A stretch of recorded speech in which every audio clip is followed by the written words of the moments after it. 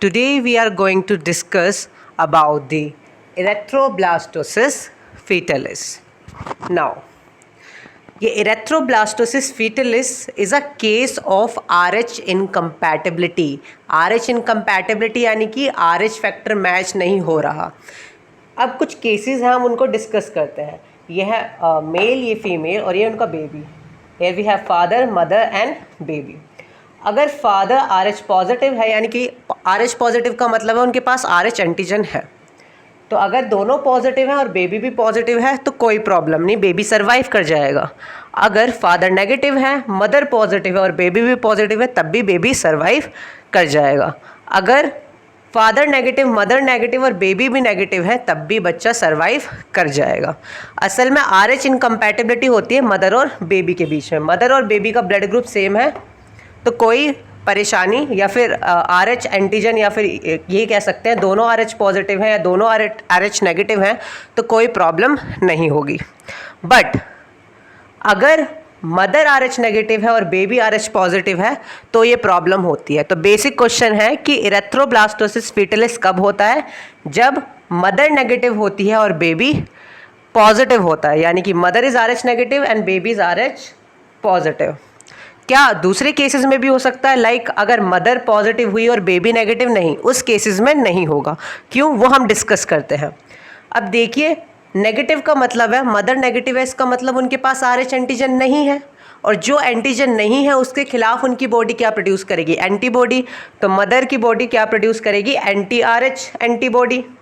While जो child है उसके पास RH एंटीजन है, तो मदर के जो RH एंटीबॉडी है वो बेबी के RH एंटीजन और RBC को डिस्ट्रॉय कर देंगे, जिसकी वजह से जो बेबी है उसमें RBC सारे के सारे डिस्ट्रॉय हो जाएंगे. तो this is known as erythroblastosis fetalis. ये था बेसिक. अब हम इसके प्रोसेस के बारे में डिस्कस करते हैं. फॉर एग्ज़ाम्पल, ये आपका यूट्रस है, ये प्लेसेंटा है, और ये आपका है एम्ब्रियो या फिर foetus. This is your umbilical cord जिससे वो कनेक्टेड है. अब बेबी RH पॉजिटिव है और मदर RH नेगेटिव है. ये केस हम डिस्कस कर रहे हैं. तो ड्यूरिंग द फर्स्ट डिलीवरी क्या होता है कि जो बेबी या फिर आपका जो फीटस है या फिर जो एम्ब्रियो है जो मदर के वूब में ग्रो कर रहा है वो RH पॉजिटिव है. अब इसके जो एंटीजेंस हैं वो जो मदर की ब्लड में जाते हैं वो बहुत कम होते हैं, तो मदर सेंसिटाइज नहीं होती, एंटीबॉडीज़ प्रोड्यूस नहीं करती.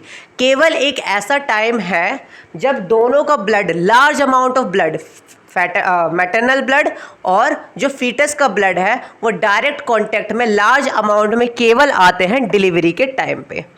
तो अब जब वो डिलीवरी के टाइम पे कांटेक्ट में आएंगे तो जो मदर है जो सबसे पहली एंटीबॉडी प्रोड्यूस करती है वो होती है IgM.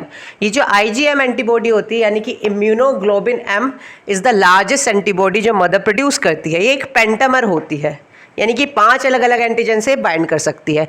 ये इतनी बड़ी होती है कि ये प्लेसेंटा को क्रॉस ही नहीं कर पाती, जिसकी वजह से बेबी जो होता है वो सर्वाइव कर जाता है.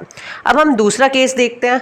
पर अगर ड्यूरिंग सेकंड डिलीवरी या फिर सेकंड प्रेगनेंसी के बाद सेकंड डिलीवरी हुई और केस वही रहा कि मदर है RH नेगेटिव और बेबी है RH पॉजिटिव, तो क्या होता है कि मदर के पास मेमोरी है.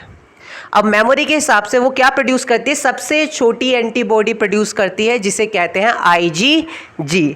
अभी IgG मोनोवेलेंट एंटीबॉडी है. ये एक लौती ऐसी एंटीबॉडी है जो मदर से फीटस में ट्रांसफ़र हो जाती है. It is a important question कि ऐसी कौन सी एंटीबॉडी है जो प्लेसेंटा से पास कर जाती है, वो है IgG.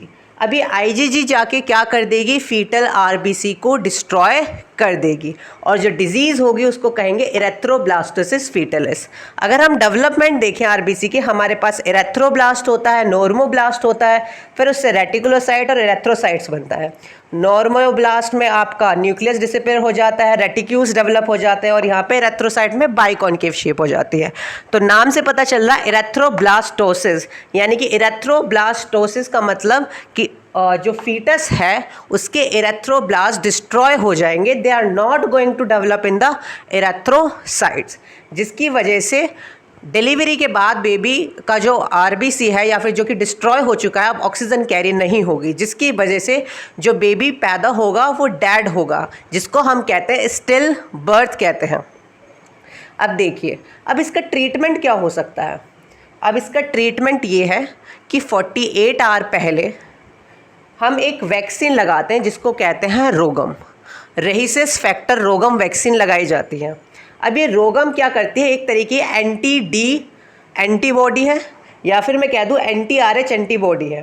तो क्या करती है, ये प्लेसेंटा के चारों तरफ एक बैरियर बना देती है, and this barrier will not allow to IgG antibody to enter into the placenta to destroy the fetal RBC, जिसकी वजह से यहाँ पर चाइल्ड सर्वाइव कर जाता है। इस रोगम वैक्सीन को हम पहले लगाते हैं और कुछ टाइम देते हैं ताकि बैरियर अच्छे से डेवलप हो जाए। नाउ अगर हम ये प्रोसीजर नहीं करेंगे तो जो बच्चा पैदा होगा वो स्टिल बर्थ होगी, उसके पास RBC नहीं होगा, तो उसकी बॉडी कैसी दिखेगी, ब्लू कलर की, due to absence of RBC, जिसे हम ब्लू बेबी सिंड्रोम कह सकते हैं, या फिर जिसे हम कह देते हैं साइनोसिस। और क्या सिम्टम देखने को मिलते हैं, सीवियर जॉन्डिस देखने को मिलता है बच्चे में, क्योंकि हीमोलिसिस हो रहा है। हीमोलिसिस यानी कि हीमोलिटिक क्लीवेज ऑफ न्यूबॉर्न, या फिर हम कह सकते हैं आपका haemolytic disease of foetus and newborn, जिसमें हीमोलाइसिस हो रहा है ना, RBC रप्चर हो रहे हैं, हीमोग्लोबिन नहीं डेवलप हो पा रहा, RBC का ब्रेकडाउन हो रहा है। तो क्या होता है, सीवियर जॉन्डिस होते हैं, बहुत ज़्यादा फीवर होते हैं, स्टिल बर्थ होते हैं, वेट लॉस होता है। ये सब सिम्टम्स होते हैं हीमोलिटिक क्लीवेज ऑफ न्यूबॉर्न में।